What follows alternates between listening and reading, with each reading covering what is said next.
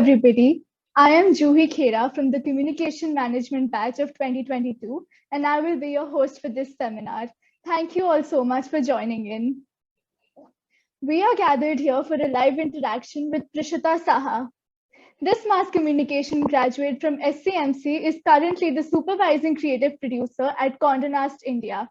She has worked on projects for the likes of Netflix and Viacom 18 and has an expansive experience in the lifestyle niche. Her internships span from BBC Worldwide to Sanjay Leela Bhansali Productions to CNN.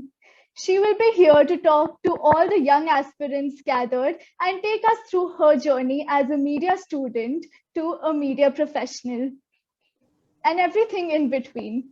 Thank you all. Thank you so much, Preshita, for joining in. Hi everyone, thanks Juhi. I'm very excited to be here today. I hope everybody is doing okay. I think this is definitely one of the most exciting Saturday night plans I have had for a while, so very excited to be here. That's great to know. So before we begin, a quick note to all the participants. Please note down your questions in the Q&A section below, and Preshita will answer them towards the end of this session. So to begin with, Preshita, you graduated from SCMC in the year 2014, but there must have been some memories that have still stuck with you. So why don't you tell us something about them? It honestly still feels like it was yesterday, even though it's been 7 years. I think something that I can't think of a particular memory, but I think something that stuck with me till now is the incredible set of people that I met there. You know, all of my batchmates, I think they were so interesting and so inspiring and so fun.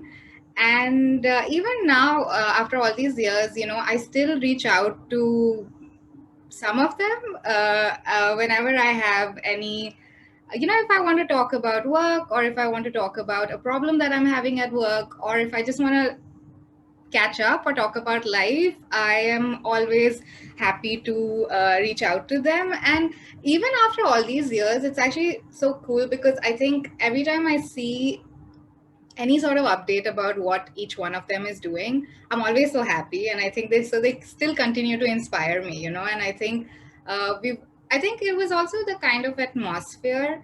Oh, before I begin, actually, I would like to do a quick disclaimer. I think when I was in college, it was called SIMC, and now it's called SCMC. So in case I say SIMC, please know that I'm talking about the same place. It just had a little makeover, but yeah, it's still the same place. So I think the kind of atmosphere at Symbiosis that was a very supportive and a very positive atmosphere, and I think everybody was always around to hype you up. And I think that's still the same thing, and that is something that still stuck with me. I think the community, and because it's always so nice, you know, even when you accidentally end up meeting one of them, say at a client office or a studio, or even in the train, you know, in the Borivali Churchgate local train, or actually even in Ibiza, I've met people from SIMC everywhere, and it's always such a good time. Okay. And you were a part of many clubs and you have done so many internships from various renowned companies. So can you share some experiences? Sure. So I think the best part about college was that you actually get to choose what you're going to study further, right? So I loved being in college because it was, you know, I think because in school you have to study everything, but in college you are choosing what you're studying. So I genuinely enjoyed my like the academic side of things at SCMC so much. I genuinely liked showing up to class, and I was very interested in what was being taught to me.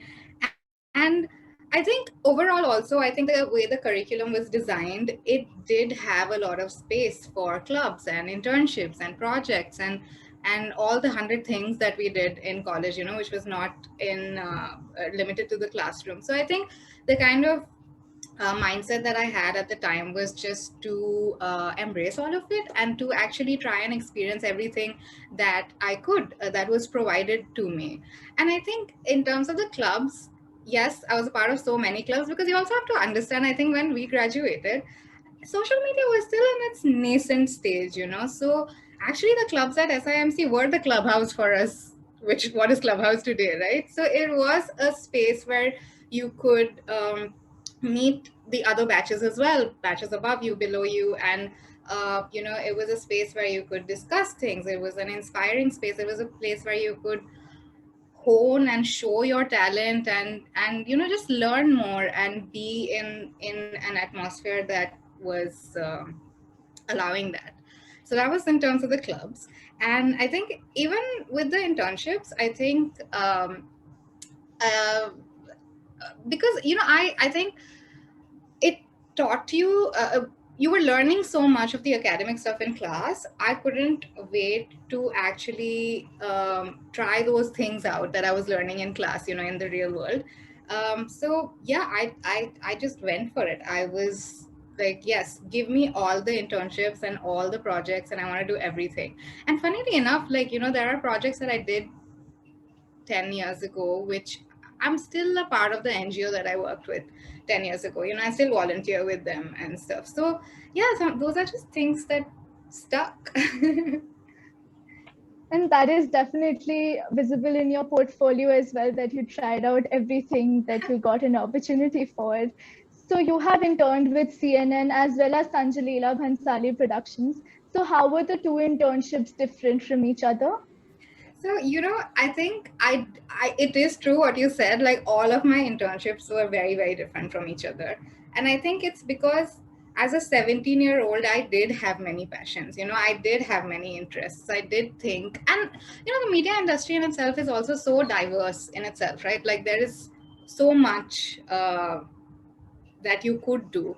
And I wanted to try doing the things that I was interested in. So I think so CNN was like a hardcore journalism in the internship. You know, I was working with the editorial department on a news desk, whereas at SLB it was on a film set and then on a TV set. So uh, I was assisting anybody that needed any sort of assistance, you know. So it was obviously very different. They were two very, very different spheres of the media industry. And I think what the internships allowed me was to realize what I was more passionate about, and also, I guess, what I was better at doing. And I think, yeah, I think that's the biggest learning that I had from my internships. And also, I think my internships allowed me to make the decision that right after I finished college, I chose to, you know, yes, I did intern at renowned names and companies, but I chose to work for a startup right after I graduated, which was a fairly unknown startup, because I just thought that I didn't want to be limited to a department or to a role, and I wanted to sort of learn more and, you know, actually be able to experience. This is why I'm a producer. I like doing many things. So, you know, so that's just something that's you'll see a pattern here. Right. So adding to that, what movie sets and what film sets have you, sorry, television sets have you worked on? Okay, so my God, this was such a long time ago. So the film set that I worked on was Ram Leela, and the television set I worked on was a Hindi serial for Star. Yes, let's leave it at that. Okay. Yeah. And what editorial that you worked on really stuck with you from CNN? It was the first time. I think a lot of my work now, because I work in nonfiction, right? A lot of my work does include interviews, and I think at CNN was the first time I conducted interviews, and I was a part of the setup. So, you know, I think that was something that really stuck. That was something that I did learn how to conduct an interview in the best way possible. So yeah, I think that's what I learned the most there. That's nice. And for your master's, you went to UK. Mhm. So what did you study there? And did your experience in SCMC in any way prove to be helpful for your education in UK? Yeah, so I studied MBA in with a specialization in media management at Cardiff University in the UK. I think my academic records and the accolades at SIMC and everything that I did, like the internships, the projects, and everything that I did at SIMC definitely helped me get a scholarship. I 100% think that's what helped me get a scholarship to study there. And besides that, just I guess once I was there, even though I studied AV in college, in our first year, the way that you sort of study everything, right? Like you have a holistic sort of introduction to everything, and I think so. My bases in management were pretty strong, which was thanks to SIMC. And so even though it wasn't, I didn't study business administration. I did study management, and I did study television channel management, and so the principles pretty much, I guess the basics are similar. But also personally, I think Pune was the first time I was living away from home. I was the home away from home with your friends becoming your family and doing things on your own. And it was the first time I did all of that was in Pune, and I think I just carried that forward in the UK. So it was easier for me to have that transition because I had already experienced those things in Pune, and yeah, I knew how to do that. Okay. And are there any differences that you observed in the media industry in the UK versus in India? Uh, yes. So I think let me speak about this in terms of the education also and industry separately. So I think education wise, what I think in so the university that I studied at in Cardiff has one of the best media schools in the country. So the kind of guest lecturers we had, they were more, I think the lessons there were, or even the assignments were more practical than they were academic.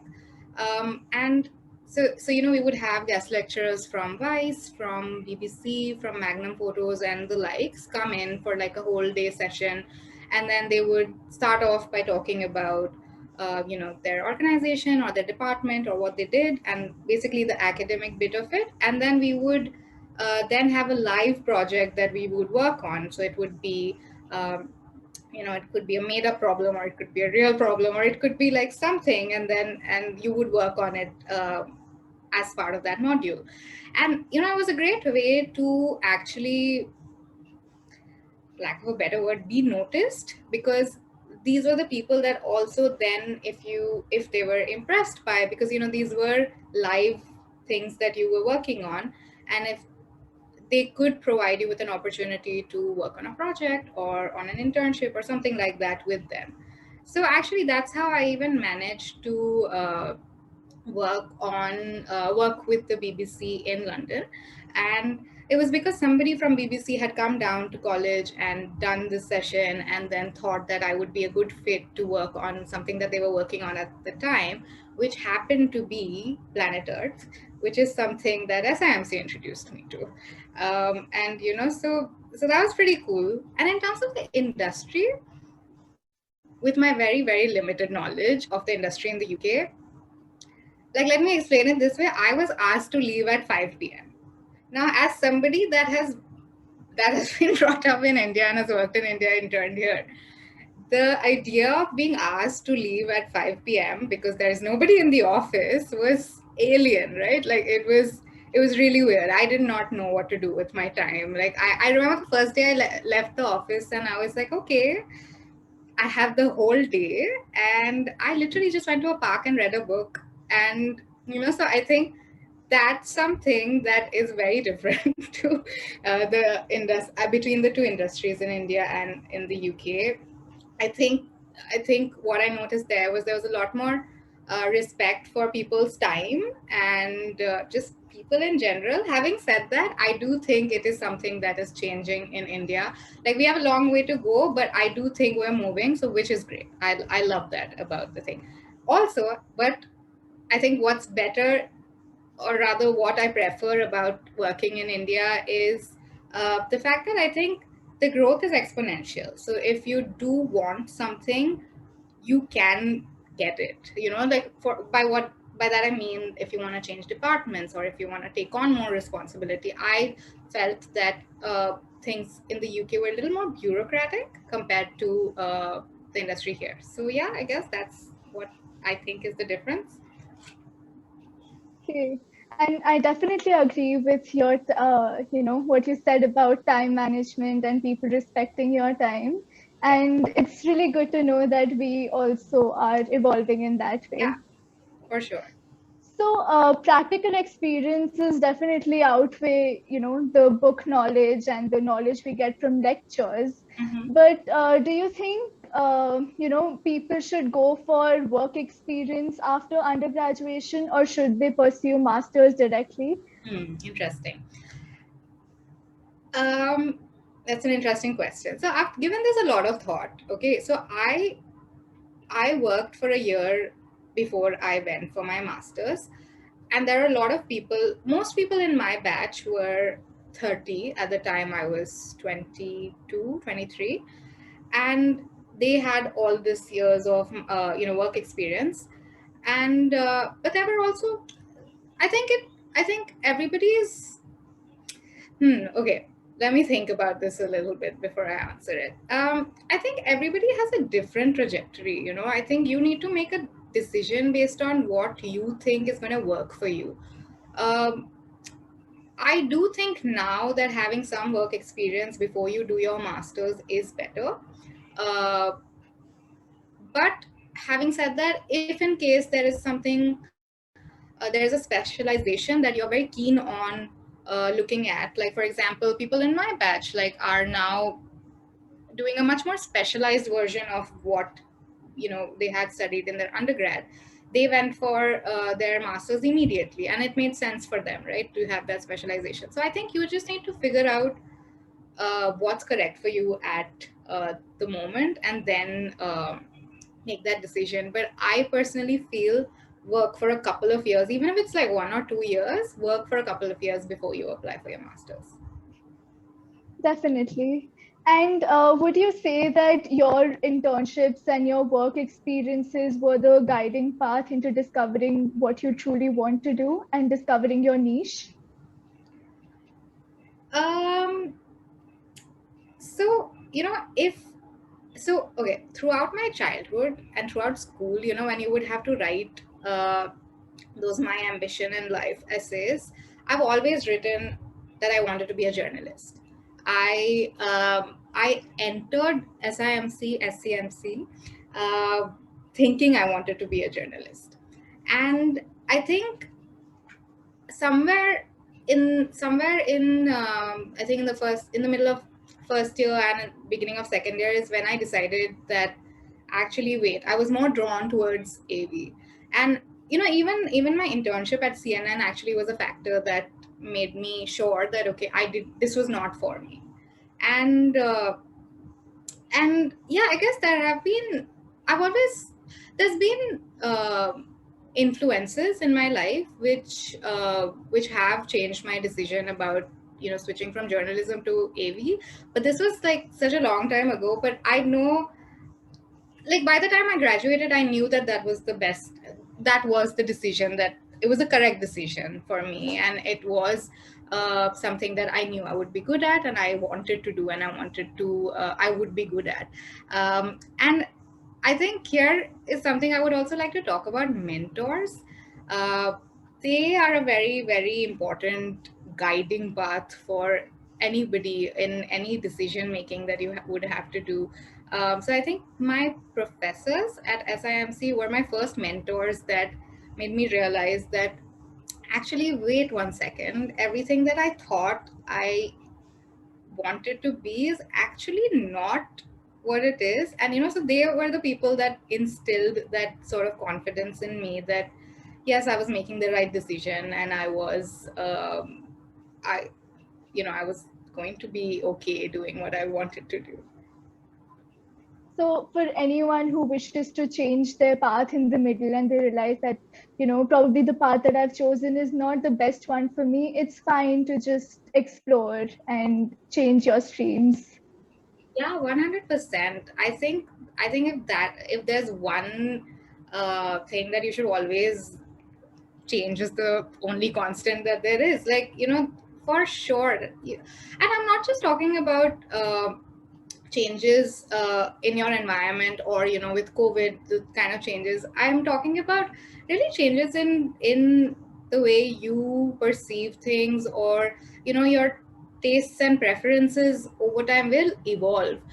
Batchmates of mine actually that studied with me have gone on to become yoga instructors. They're chefs. They've joined political parties. They work with organizations that bring about change on grassroots levels. Everybody is not doing what they started off thinking that they were going to do, but they're all really successful and they're really happy doing what they are doing. So I think that's something you should always think about, that it's always okay to change your mind about something that you want to do.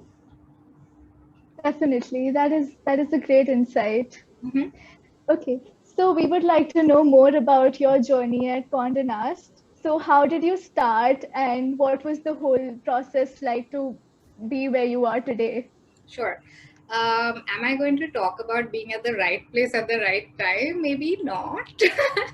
um, uh, yes, I don't know. So, okay, so I think, what you asked me earlier about, did you always know what you wanted to do? Though that changed from journalism to AV, but I think what I've always known is what I've liked, what I enjoy watching or doing, or what I like, what are my interests, and who are the people that inspire me, who are the people I like to be with, and just, I guess this is what people call a personal brand. Like, it's about who you are, what you bring to the table, how you make other people feel. So these are all part of what a personal brand is, and I think I've been very sure about that. And how Condé Nast happened actually was, my mentor and my boss at Condé Nast was somebody that I worked with right after I had graduated as well. And I one day randomly got a message from her saying that she was starting this division at Condé Nast, and that whether I knew somebody who was like me and had my skill sets and had my interests, and was looking for a job. And at the moment, I was in the UK. So I was like, okay, let me think about it. I was like, oh, that's great that you're, starting this division. That's amazing. And let me think about somebody that could do this job. And I didn't know anybody who was like me and had the same interest, right? So, like 4 or 5 months later, when I was coming back to India, I reached out and I said, are you still looking for somebody like me? Because, hi, right? And that's how I got the job. And yeah, I guess I've grown so much at Condé Nast. When I started off, I was doing editorial videos for the magazines, and I was assisting senior producers on bigger brand shoots. But I think within 6-ish months, I was leading my own projects, and I've gone on to, at 25, I'm very grateful for my boss to, let me lead a project for Netflix, which released earlier this year and was streaming on number one for like a long time. So it was good. It feels good. So there's definitely been a lot of growth. Um, and I've had a great time while I've been at my job. Also, it happened to be my one of my dream companies to be working at while I was in, like, during my undergrad. But at the time, they didn't have a department uh, that would accommodate me. So yeah, I guess. So do things happen at the right by being at the right time, right place? Maybe, but it's also about I don't know, I mean, I've worked really hard, so I guess, like, that's something people had seen, and that's why they reach out to you. So yeah, I think that's what it is. That's how I got it. At the end of the day, hard work definitely pays off. There's absolutely no other substitute for it. Definitely. I'm like a very old person, but it's true. Yes. Yeah. Okay, so how did SCMC facilitate your journey as a student and then as a media professional? What kind of learnings did it provide you, and how did that help you in the professional sphere? I think the transition from being a student to actually working was very smooth, because I think, I was used to uh, showing up every day and working hard, and coming up with ideas constantly, which that was what we did in college, right? That's what I'm still assuming you do. And so I was already used to that, and if our 5,000 assignments count for something, it is your and my ability to multitask and to prioritize and to meet deadlines consistently. So those are things that definitely helped in my professional life, because I think those are work ethics that I have always believed in and I still follow. Like, I like to show up on time, I like people to show up on time, and I like to always be prepared. And like, I know that there are a lot of companies out there, because not everybody feels the same way, right? So there's a lot of companies out there that don't believe in time. There are a lot of individuals that feel that they should work when they feel they think that it would be productive for them. And I like, there's a lot of space for everybody to to be a part of anything that they want. So that's a good thing to know. But this is something that's always worked for me, and I still carry that forward, because like before the pandemic, um, my normal life would be, I would be working on a set in Bombay for days at end, and then fly to another country for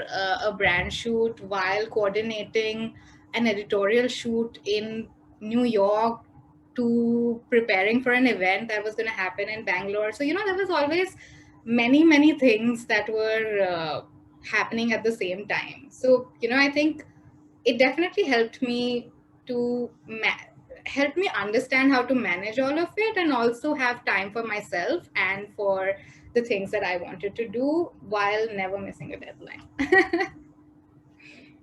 That's great. So what are some things that the industry teaches you, but normal books and college lectures cannot? um, okay, I think two things. One is that challenges and solutions are never unidimensional. I don't think ever in real life, okay, I don't, mostly you will never have a problem which is a textbook problem. That'll almost never happen to you. So I think just the ability to look at things and decipher ways to think out of the box, think from within the box, think from around the box. Like, you always have to be open to be able to identify solutions that probably you do not get in any textbook. And I think more than that, more importantly, it's people skills. That's something that books will never teach you, and that is, I think, a very very important thing about life. Like, how to woo a boardroom, or how to, I work in nonfiction, right? So I work mostly with real people. And so how do you make people feel comfortable, and how do you get people to trust you, and how do you get people to be excited about something that they are a part of and you're a part of. So it's just, I guess, people skills is not something that you can learn with a textbook.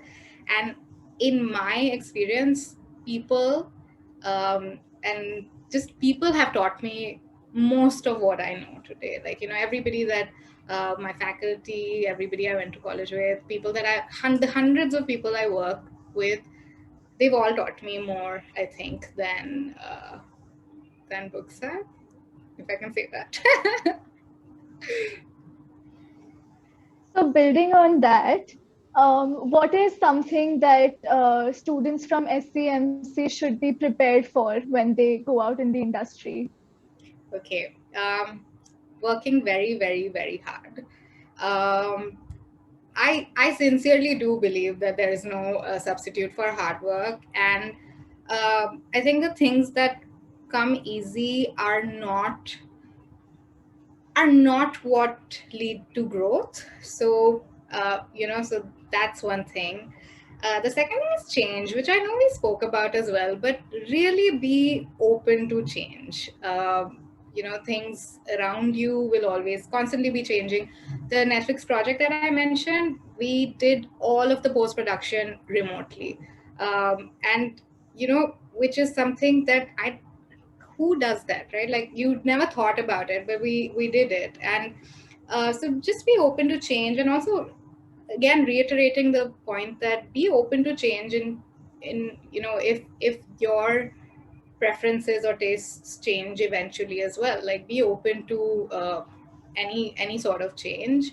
um, be opportunistic, and I do not mean be selfish. I mean, take every opportunity that you can get to learn, to like, I don't even mean like make a quick buck, but uh, an opportunity could be not just a work opportunity. It could be a networking opportunity. It could be an opportunity to build contacts. It could be an opportunity to just step back and not do anything. It could be an opportunity to spend time with friends or family. It could be anything that uh, could benefit you at the moment. Like, consider this an opportunity, for anybody here that, feel free to add me on LinkedIn and message me in case you feel that there's anything that I could do to help you. Consider this an opportunity. So, and yeah, that, and the last final thing would be money. So when you start off, uh, you are going to be the poorer cousin.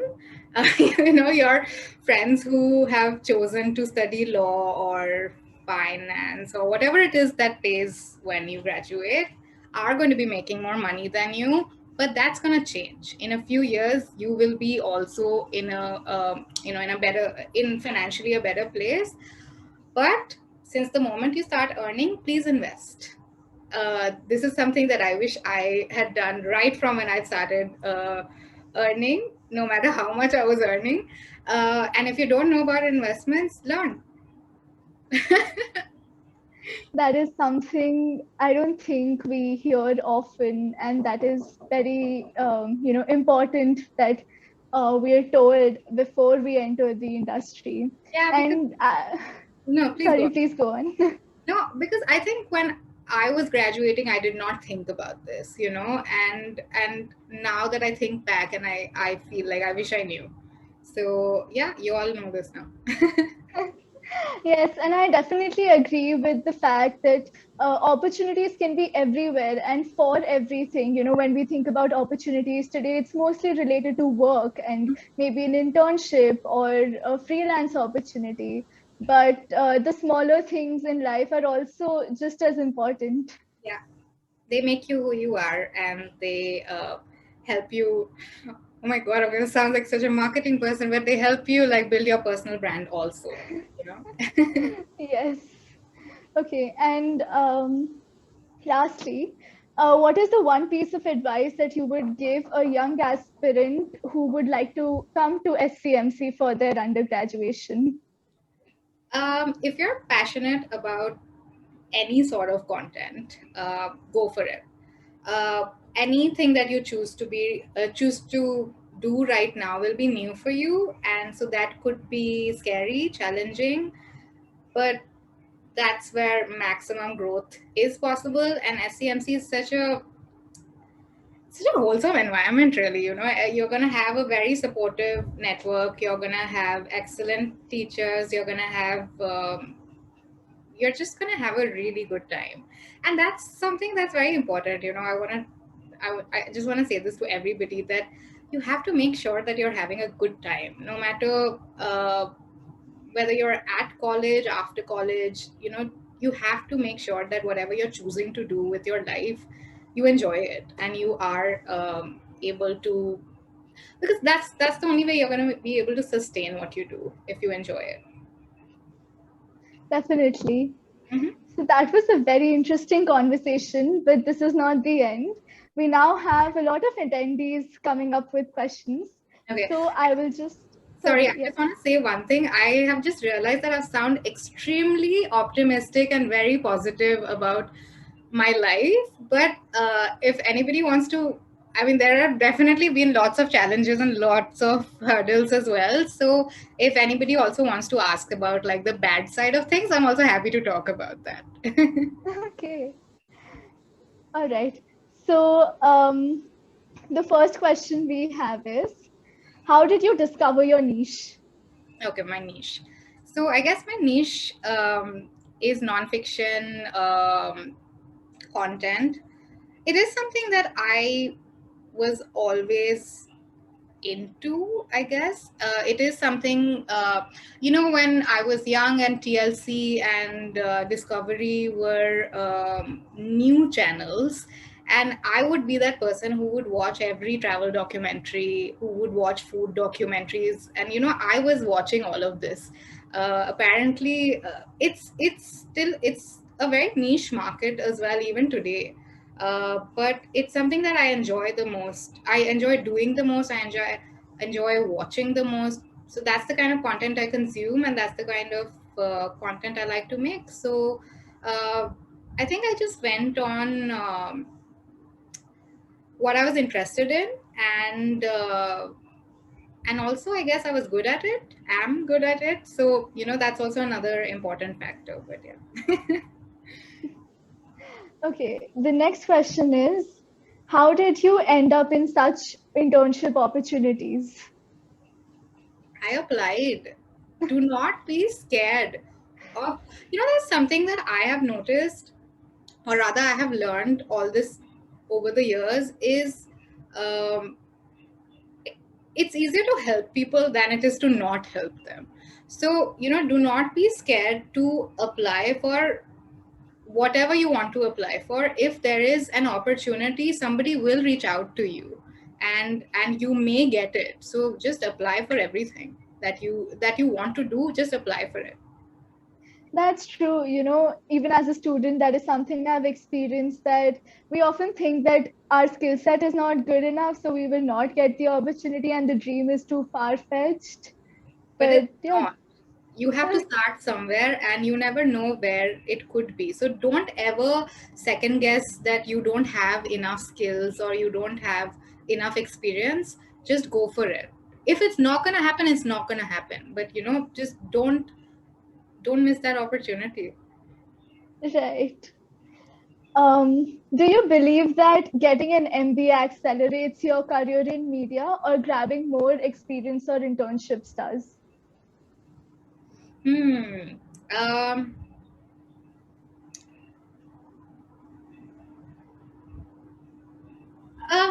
you can't say really, like, to be very honest and very candid, I don't think anybody has asked me in a very long time which school I went to, which college I went to, what did I study. That's not happened. And I think the realization that I've had with that is that it always helps you get on to the next stage. So like, the marks you got in your board exams will help you get to your undergrad, and then your undergrad helps you get onto your masters and all, but eventually it doesn't matter. What matters is uh, can you do a job, and can you do it well? So I think you need to decide your own trajectory. There have been people I've known who like, I think, yeah, you can't compare. It's really what you think will work for you. Okay. Can you tell us about some skills that we can cultivate as students that are relevant in the industry today? um, okay. uh, Coding. uh, Everybody, I know, that's, I think Yeah, it's data and people that is what everybody talks about now, and that is going to be what is relevant um going further. So yeah, like know how things work at the back end as well. Okay. Mhm. Wow, I did not expect that. Does life in media have a secured future? Yes. It um does. what do you mean do you mean in terms of money or like job security or happiness? But yes, the answer to everything is yes. I think everything is what that matters. Yeah. Yes. Okay. How do you know when to say yes or no to an opportunity? So I think I'm a very intuitive person. So I'll give you an example. Very recently, somebody reached out to me for a fairly very interesting project, uh, but I was not sure about something very important, which is, so for me, women's issues and portrayal of women is very important, just in a life way. Portrayal of women in media, and I was not sure about whether this project um, aligned in terms of what they had in mind and what I had in mind. So this is when, even though it was a great project for a renowned platform and all of that, I did decide to say no because it was something I was not comfortable with. So so yeah, I think trust your gut to be saying yes or no to an opportunity as well. Um, yeah, that. Okay. Now we have a really interesting question. What is the bad side of working in the media industry? Okay. So, thanks, whoever that is, to be asking that question. It is something that I actually thought about a lot during the last 1 year, when I did have the time to think that there are bad sides of it. Um, it is. You're so involved in your job, right? Because there is never, like what I mentioned about my lifestyle, which was that I was traveling all the time for work and I was always on set and always in the studios and stuff. It gets a bit hard to take time out for yourself. I love what I do. I love being on set. I love being in the studios. I absolutely love traveling. So I'm not complaining about any of that, but you do not see, it's like on Instagram, right? Like you do not see the real side of it as well, which is I'm also working on the planes, I'm also working at the airport. I'm also constantly on calls. I'm always damaged. There's always some sort of damage control that's happening all the time. So those are, I think, yeah, like it's very hard to take time off. Right. Okay. We are living in a world of information overload. Consuming is also important being in communications. How do you ensure a balance? I have been off social media for most of last year, so I think I'm the worst person to be asking this question too. But I do think it's very important. It's a very, very important thing to not be consuming all the time, and especially, like for my work, because I work on long form nonfiction projects. I think over time sometimes I just don't want to watch anything on Netflix. Like I want to take that break because that's what I'm going to be doing Monday to Friday, sometimes on the weekend. So I want to take a break from consuming content. I've been reading a lot lately, which I also think is quite an inspirational place to be in. It I think, yeah, but I guess, like, but there is also, I think it's challenging in today's time to be finding, um like I always say, that experiences and people teach you the most, but it is hard to be saying that at this moment. So, um yeah, I guess like just limit yourself, give yourself a, a limitation, but you 100%, anybody, ask any friend of mine, I'm always the person saying put your phone down, put your phones down. When I was actually in college, when we used to go out for dinner or drinks or whatever, I would always make sure everybody's phones were in the middle. And it was this little game that we used to play that whoever picks up their phone is paying for everybody. So it was just because, like, be in the moment and, oh my God, I sound like a motivational poster, but you know what I mean. Like, try to not be always consuming content. It's always great, and every time, even in my line of work, everybody's always like, oh, I've watched 100 things, which is great because it gives you that kind of exposure as well. But I don't. Um, I try to find inspiration in real things around me as well. I think as a content creator, it's very important that we observe the real things as well, more than just what Yeah, is being created around us. yeah, yeah. Definitely.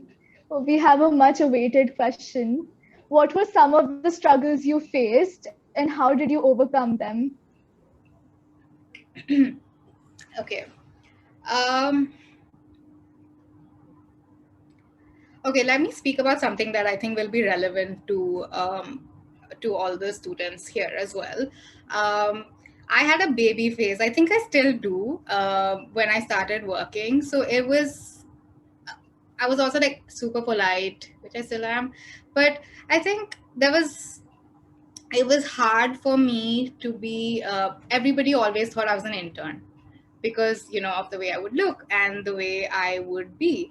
And I think I have spoken to women who were my age in different professions, that how did they get over it, because it is something that everybody faced when they started off. I'm talking about when you start off working, right? Like, and it's hard for you to take on more responsibility because people will be older than you when you start working, right?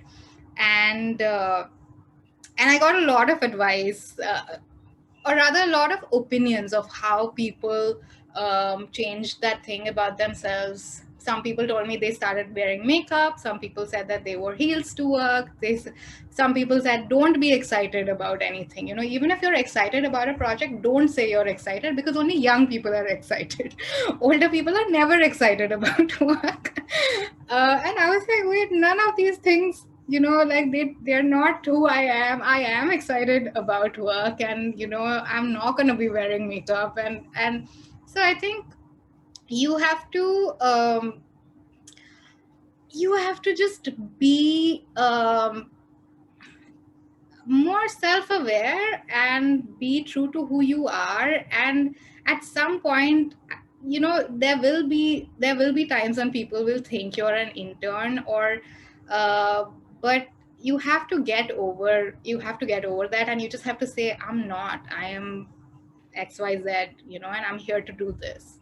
So just, yeah, go for it. Like, that is something which was a real struggle that I know a lot of people my age, when we started off, faced.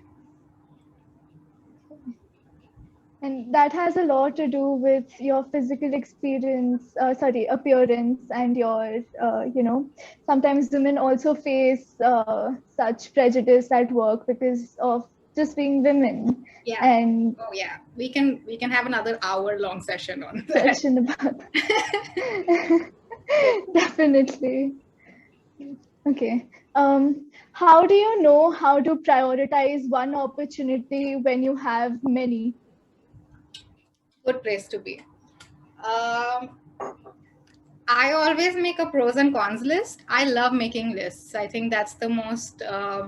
That's how you really get to. Yeah, I guess it's the most objective way to make a decision. If you should always weigh out like what you're liking about a particular opportunity over the other, and yeah, at the end of the list, you'll know what you should be doing.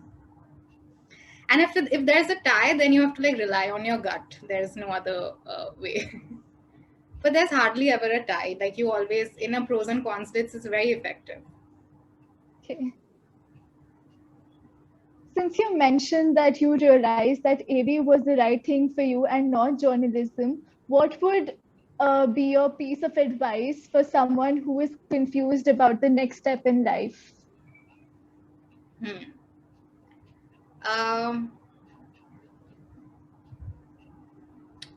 So generally, I would say that try out both. If you're confused between two things, try both of them out. I think what an internship does is it's also limited in time. So, as in, when I was at CNN, it gave me the understanding that, wait, I can't be doing this for the rest of my life. So I knew that, okay, it was a 3 month or 2 month period internship. So I knew that it was gonna, this was the limit of it. So I think try and work on projects which are in all of your interest areas, if there are more than two, and then you'll know which one where you think you are feeling better. Okay. Yeah. Yeah. Could you tell more about the personal branding that you mentioned earlier? Okay. So I think what personal branding is about, it's who you are.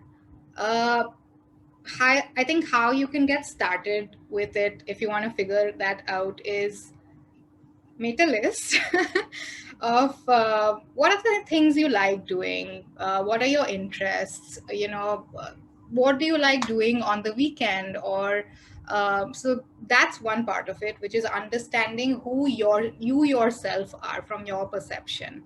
um, the second thing is how you make, or rather how others perceive you. So I guess this is a bit tricky because you don't really know how do you make people feel, or what is it that people think about you is something that they appreciate or they acknowledge or something like that. And it's also, yeah, it's also, I think, things that matter to you, that's also a part of the list, which is things that you're passionate about, things like I said, that I really care about women's issues and women's portrayal in the media. So those are things that I am passionate about. So that is also something that makes me who I am. So so start with that list, and you will actually discover more about yourself. And then think about step two to that, is think about a way of how you can uh, show that to other people. You don't have to like go and be like, hey guys, this is me. But think about like smaller ways where you can on a daily basis be able to share that with other people. So it doesn't even have to be just social media, but it could be anything. It could be in your daily conversations, and just try and think about ways where how you can put it out there as well. Actually, that's something, if I may say, something that I also learned at SCMC, which is that